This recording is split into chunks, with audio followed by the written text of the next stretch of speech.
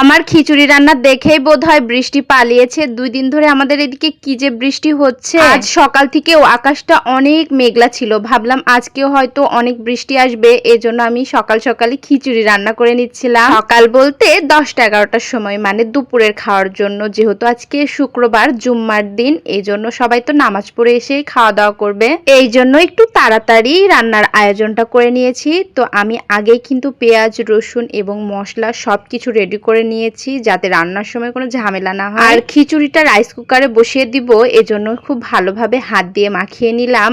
আর এখানে সব রকম মশলা দিয়ে হাতে মাখিয়ে পানিটা আবার হাত দিয়ে মেপে দেখছি ঠিক হয়েছে কিনা। তারপর খিচুড়িটা রাইস কুকারে বসিয়ে এখানে আমি মুরগির মাংস রান্না করার জন্য কড়াইয়ে তেল দিয়ে তেলটা গরম করে এর মধ্যে পেঁয়াজ কুচি, তারপর মশলা, এগুলো দিয়ে একটু ভেজে নেব। আর হ্যাঁ, আজকে কিন্তু আমি গ্যাসের চুলায় রান্না করছি, কারণ গতকাল রাতে প্রচন্ড বৃষ্টি হয়েছিল আর আমার মাটির চুলা ভিজে গিয়েছে। এই জন্য রোদ না বের হলে মাটির চুলা শুকাবেও না, আর রান্না করতে গেলে অনেকটা ধুমি হবে। এই জন্য ভাবলাম গ্যাসের চুলায় রান্না করি। যেহেতু শুধুমাত্র মুরগির মাংসটাই রান্না করব আর রাইস কুকারে খিচুড়িটা বসাবো, এই জন্য ভাবলাম গ্যাসের চুলায় রান্না করি। আর এমনিতেও আমি বৃষ্টির সময় গ্যাসের চুলাই বেশি রান্না করি, বৃষ্টিতে বাহিরে রান্না করতে গেলে ভিজে যাওয়া লাগে। তো যাই হোক, এখানে কিন্তু আমি সব রকম মশলা দিয়ে মশলাটা খুব ভালোভাবে কষিয়ে নিয়েছি। আর মশলা থেকে এরকম তেল ছেড়ে দিলে আমি মাংসগুলো দিয়ে দিব। মুরগির মাংস একটু অল্পই ছিল, মানে গত সপ্তাহে মুরগির মাংসটা রান্না করেছি বেশিটুকু, আর অল্পটুকু রেখেছিলাম, সাথে চামড়া রেখেছিলাম। আর যেহেতু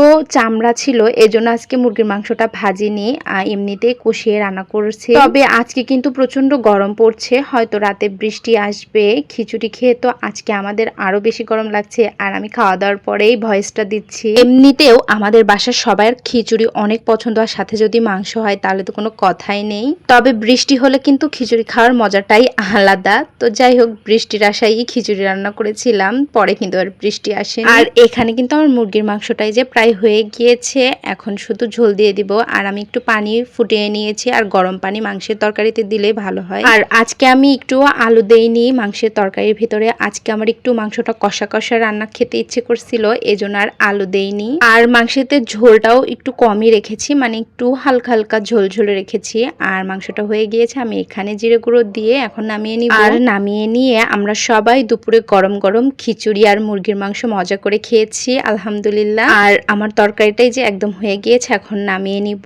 আর এই যে আমি একটা প্লেট সাজিয়ে নিয়েছি, আর এরকম প্লেট সাজিয়ে আমি কিন্তু খাই না, আমার বাবুর বাবাকে দিই, সে কিন্তু অনেক খুশি হয়। আর এভাবে প্লেট সাজালে সে বলবে এটা তো স্পেশাল প্লেট, আমাকেই দাও এই প্লেট, আমি খাই। তো তাকেই দিয়েছিলাম। আর এইদিকে দেখেন কত রোদ উঠেছে, একটুও বৃষ্টি ছিল না। তো যাই হোক, বৃষ্টির আশায় খিচুড়ি রান্না করেছিলাম, বৃষ্টি বাদেই খেয়ে নিলাম। তো আজকের ভিডিওটা এই পর্যন্তই। সবাই ভালো থাকবেন, সুস্থ থাকবেন, দেখা হবে অন্য কোনো ভিডিওতে। আল্লাহ হাফেজ।